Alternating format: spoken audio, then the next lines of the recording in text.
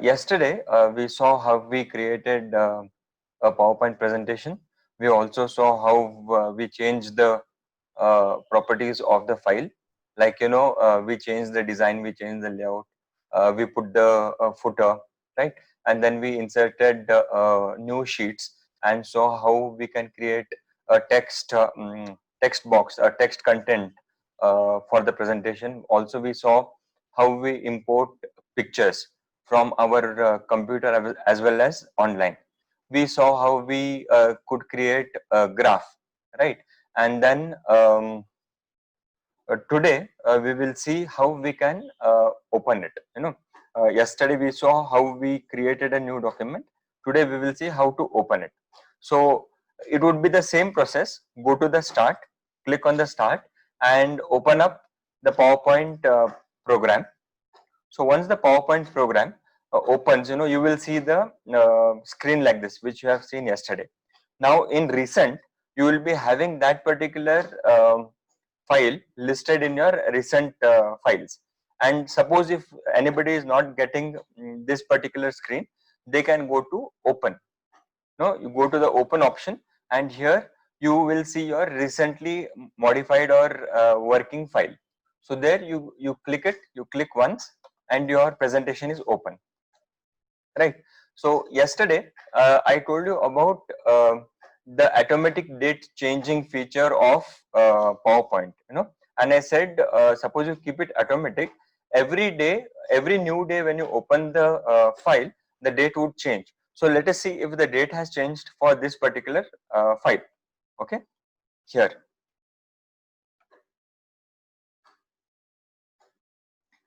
Yeah, do you see the date has changed to 11? So today is 11. So we have put it as automatic, so it automatically changed itself to today's date. Okay, fine. So okay, this is the front first slide, which is the cover slide, you can say. Then these are the contents what we had inputted. Okay, now here in the last session we had stopped here. I showed you how we could align them, how to group them, and how to put labels for that particular photo. Like, for this photo I have put plantation by ma'am and sir. Okay, but if you observe, in this photograph, the main thing is to the far left, and to the right side it is just vegetation. So basically, this is not actually required for our photo. So there is something called crop. So when you click on this photo, you can eliminate this part by dragging this towards here. But if you don't click the crop command and you directly try to remove it, you will see that the photo is resizing, right? So how do you do the trim operation? So after selecting the photo, you will have to go to format, the format tab, click on it. So when you click on it, there is something called crop. Okay, so click on crop, and as soon as you click on crop, you will see the borders are they have got a thick line, outline. So what does it say? You can trim the photo holding these handlers. Okay, you hold these handlers and trim. So for example, I pick up the right top corner and I drag it towards the main place, main image where I want to keep it. So I click outside, and as you can see, the unwanted part of the photo has been truncated. So now as you see, it has become small. The original size was this, but it has become small. So we can resize it. So as I have told you, you can resize it by holding the uh, corner and resize it, right? Now after resizing, the title and the photo are not in alignment. So let us make it align. So click on the photo, press shift and click on the text. So these both are selected now. Go to the format tab, go to alignment and click center align. So when you click center align, you can see that the photo has shifted to the right, and these both are in alignment. So you move this in an appropriate position. Okay. Now, as I have shown you how to crop, this was a rectangular or square cropping.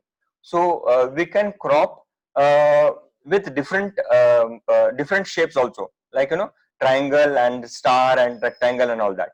So for that, what we'll have to do? Okay, for this purpose, this photo I want to crop only the center portion where the earth and the tree is there. I want it in a shape of a circle. Okay, so I click on the photo. I again go to format. I go to crop. This time I will not click the top icon. What I'll do, I'll go down and click this down arrow. So here I get various options, and in that options I click crop to shape, and I select circle or oval. So this is how it is cropped. Now we need only this particular image. So what we do, again we go to crop. This time we will be clicking on top. So when we click on top, again the handlers appear, but the shape is oval. It is not square now. So I drag the outline to wherever I want it.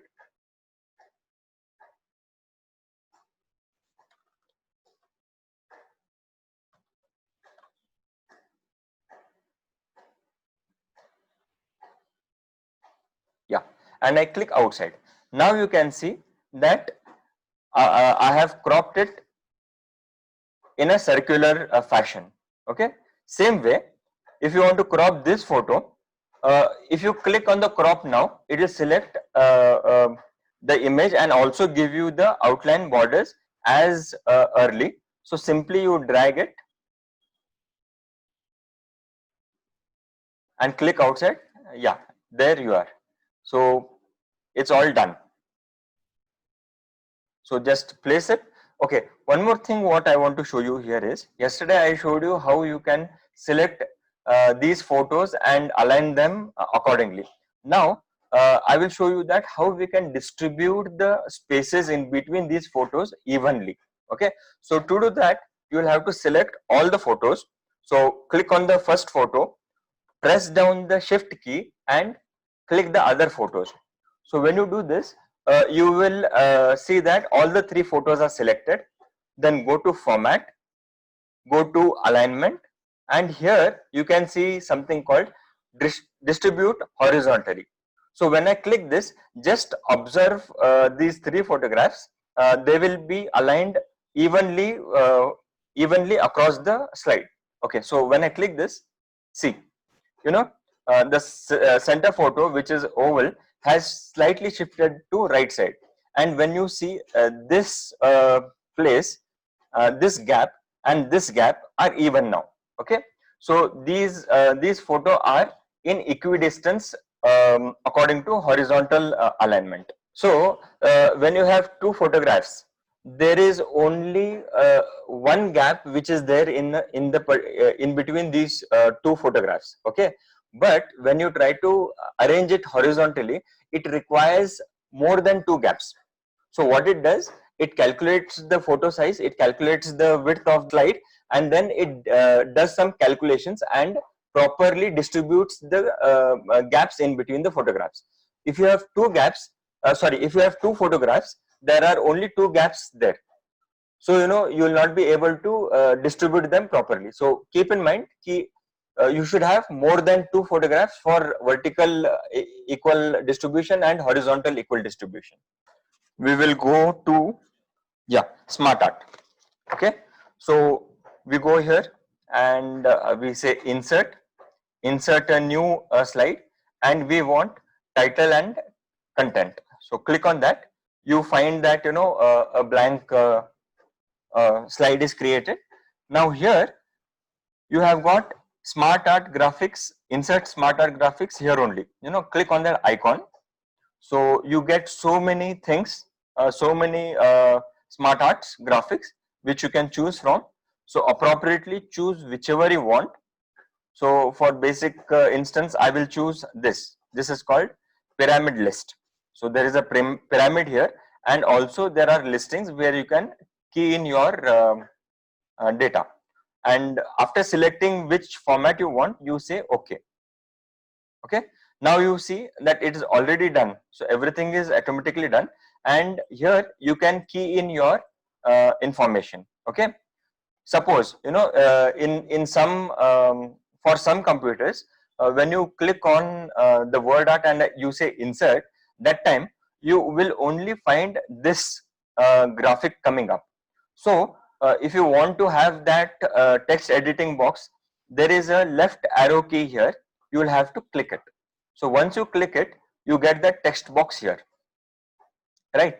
Then what you can do is, instead of typing it here, you can go ahead and type it here. Okay, so when you select the first bullet, you see that the first box is selected. So similarly, when you select the last box, you are selecting the last text, you are selecting the last box. Okay, so what I want to do is, I want to say level 1. So as I am typing it in my text here, the values in the box are changing. Okay, then level 2, and then level 3. Okay, so suppose you type this particular thing and it will not fit in that in this square, I mean in this rectangle. Okay, so what will happen, I'll just show you. It realigned itself. Okay, so whenever you type a longer text in that particular text area, the size of the text will reduce, and not only the size of that particular box is reduced, but it will do it same for the other two boxes.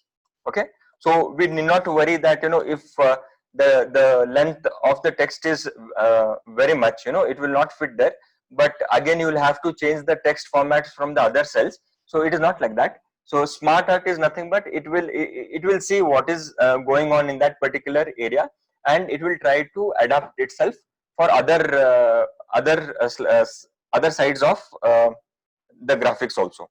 Okay, so you just click it, and when you click somewhere outside, it will be deselected. Okay, then click on the title and say levels of. Okay, you need to have, for every slide you need to have the heading. The header should be always there for all the slides. Please do not keep any slide without header, it will not look good. Okay, fine. So suppose you want, you say that this particular graphic is not good, I want to change the graphic. So you need not delete it. By selecting the graph, you will see that design tab opens, and from design tab you can select a host of options here.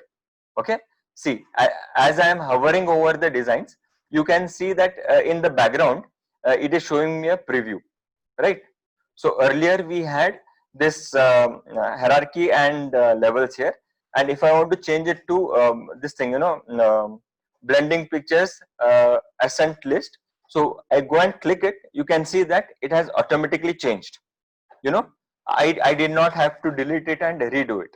So whenever you choose word art and you want to change, it's advised that you go here, go to design and change your design.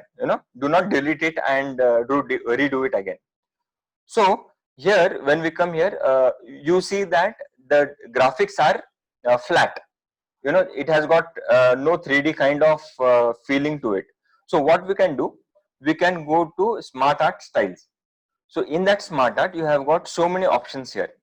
So you have got this gets a 3D look, and if you take this, it is having a deep it's going deep into that slide. So here you can change this, and by this you can create new designs and smart looking arts. Here you can click on this, and it is saying that in this particular location you can add a picture. So when you click on this, it will ask you from where you want to import the picture. I will say online pictures. I will type in business and I press enter, right? And you get so many photos. So I will select this particular thing and say insert. Yeah. So here you see that it has been inserted. So what I can do, so I can say right click and change graphics. If I want a different picture to be put, right? I click from file, then I go to my particular place. So I say environment day and I click, I select one type of photo and you can see uh, your circle is filled with the photographs. So each and every circle can be filled up with photographs. Okay. So I think for the basic input of SmartArt, this much is sufficient, right? Okay, one more thing. If you have 4 levels, by default, PowerPoint has given you 3 levels, but you have got 4 and 5 levels also to be inputted. So what you do, again click on this left arrow, you get the listing here. What you should do is, you can type your level 4 and press enter, right? So what happened? Level 1, level 2, level 3 and level 4. So level 1, level 2, level 3, level 4, these levels increased. So if I want level 5 also, just what should I do? I should type level 5 and press enter, right? You see that level 5 is also included, but you see that level 1 has come down. So what we can do, we can hold the left handler and drag it away. So once we drag it, you see that it comes in one line. So you give the graphic the space and it will come in a straight line. Okay.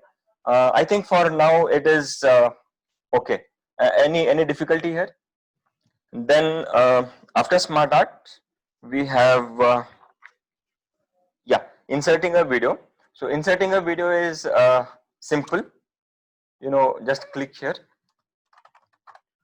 video insert, and then you go here and click on the icon which says insert video. So here you will have to go to that particular video and select it. Okay, so when you select it, this is what appears on your slide, and you will have to little bit tweak this. For example, you have to go to playback, and here are some options which you can use. So the first option is play. When you play, you will see it playing, previewing it. Then later you have got add bookmarks. So that is the little difficult and confusing activity, which if somebody is interested, I can tell them individually. Then trim is an option where you can trim your video, like this is 13 minutes 13 seconds video. So suppose you I play this. This is the third video on a series about pivot tables and data. So as you see, I play, there is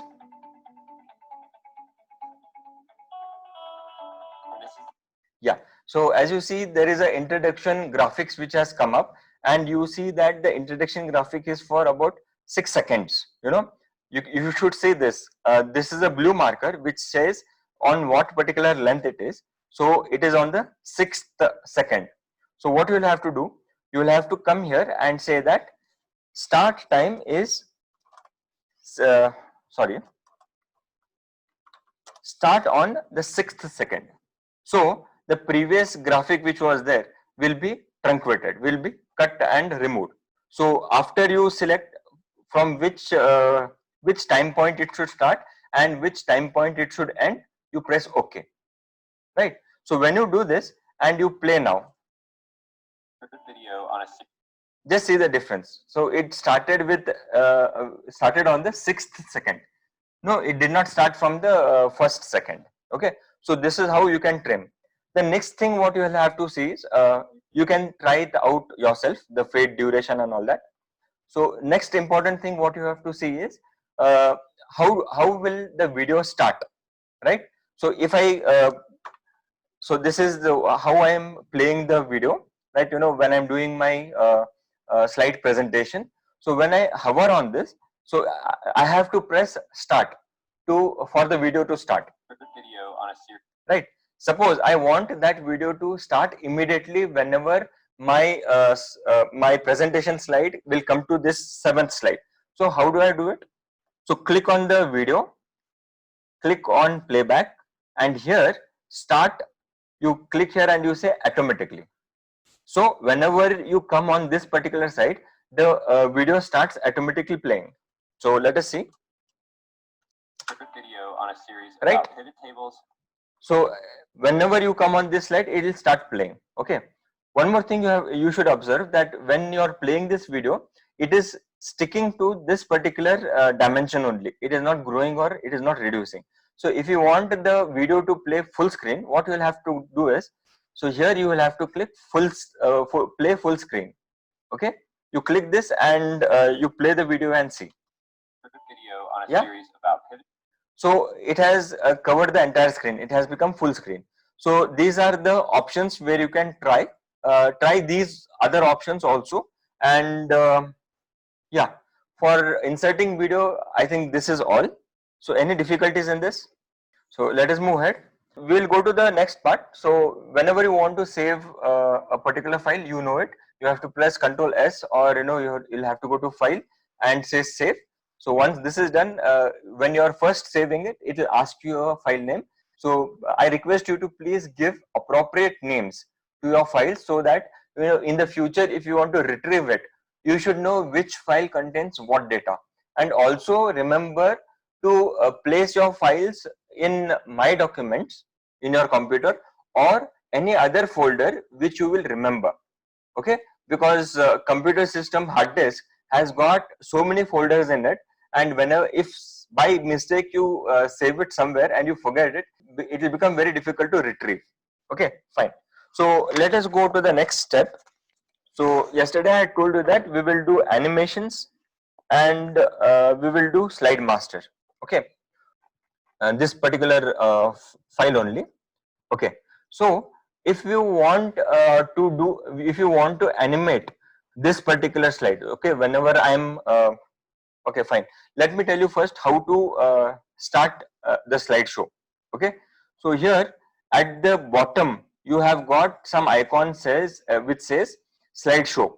You click on it and automatically the PowerPoint starts. Or you have got another option, you'll have to go to slideshow tab and you find so many options here. You can begin from start from the beginning, or you can start from the current slide. Like suppose you are at the 3rd slide and you click this, the presentation will start from that particular current slide. Okay, next, present online. So basically when you click on this, you will get a link which you will have to share it to your friends, or you'll have to share it to your audience and ask them to view the presentation through the web browser. Okay, then next, so here custom show is you can rearrange the things how you want to show. Like if you don't want like for example here, if you don't want to start your presentation with animation, you will have to click here slideshow without animation. So when you click this and press OK, whatever slideshow you are doing, the animations will not be shown in that particular slideshow, right? So okay, coming here, these are the main points you have written.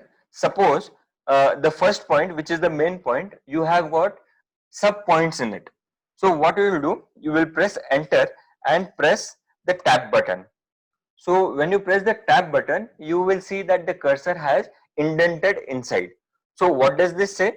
Ki this particular sentence is the main topic what you want to speak about, and this main topic has got subtopics below it, like sub 1, sub 2, sub 3. Okay, so this is how you can create your subtexts, right?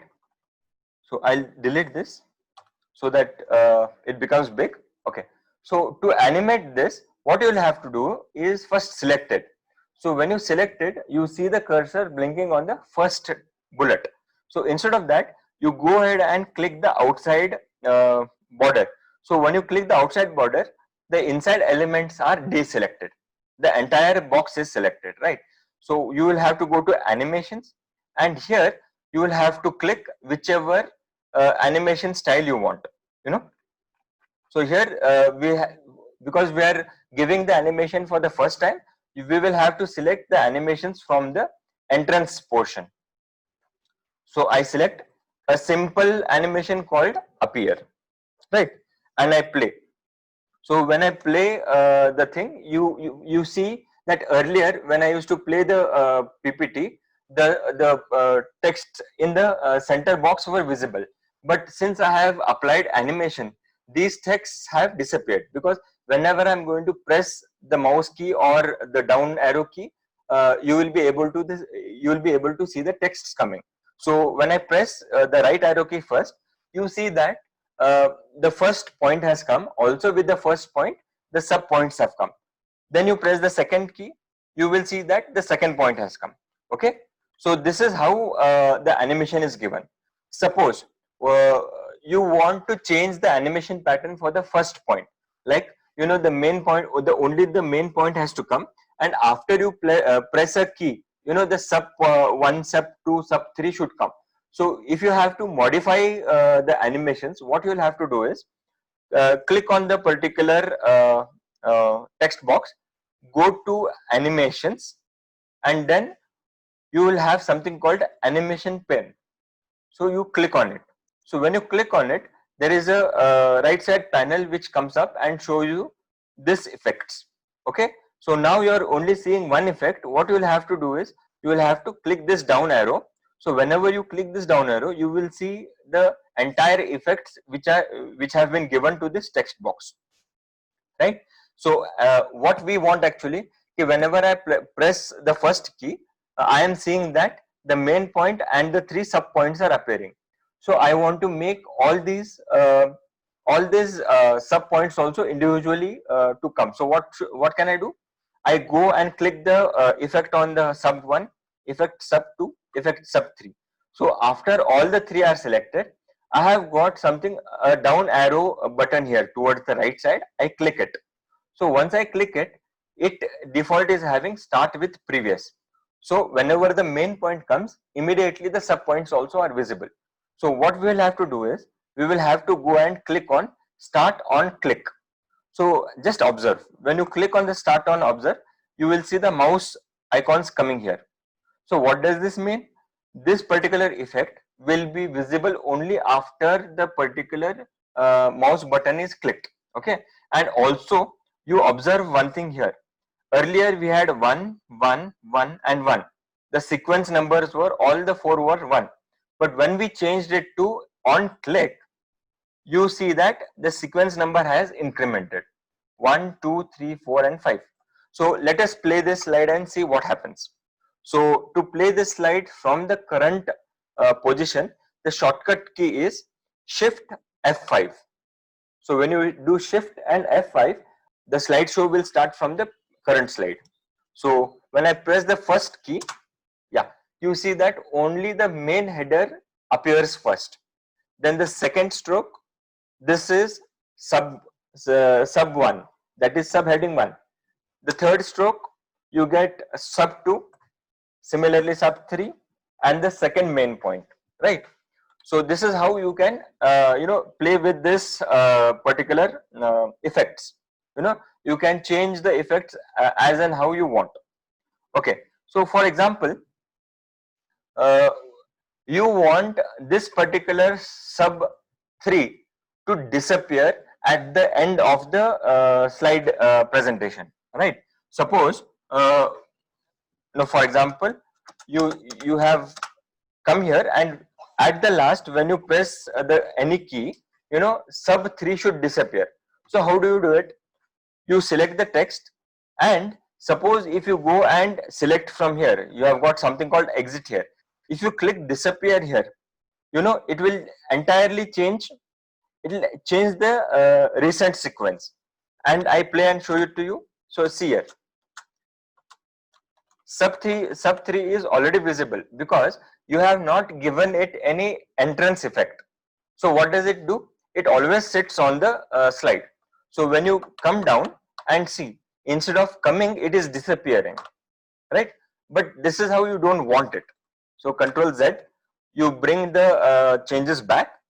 What you'll have to do is you'll have to select the sub 3, and there is something called add animation. So you will have to click this add animation, and you should go down and say disappear. So when you click here, observe one thing. These effects are not changed, but it has added one more effect for sub 3. So in which sequence? So after all these are appears, so this will disappear. So let us play and see it. Shift F5. So first main topic, first subtopic, second subtopic, third subtopic, second main topic, and at the last stroke you will see that the subtopic 3 will disappear, right? So this is how you can play with the animations and try to make your slides more effective, right? Okay, till now any questions? Also you can make this particular main topic to move from one place to another place. So how you can do is, you can again select the text, go to add animation, go to lines. Okay, so when you click lines, it will show you how it is moving, and actually it is coming on the footer text. So what you will have to do, you will have to adjust the movement of that particular heading. So you click on that heading, you will see some markers here. The green marker says that it starts from this position and ends at this position.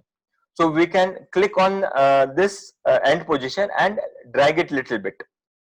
So you see how you see a preview of whatever you are trying to do. Okay, so you leave it. Now you have arranged. So it has to start from here, right? And this can go a little bit more. Okay, so when you play this, guys, please give your attendance. We have got less than a minute left. Okay, so let us play this animation. Let us see how does it happen. So on this stroke, the sub 3 will go, and on the last this thing, you see that the text is moving. So this is how you can animate the elements on your slide. Okay, so the next I request you guys to come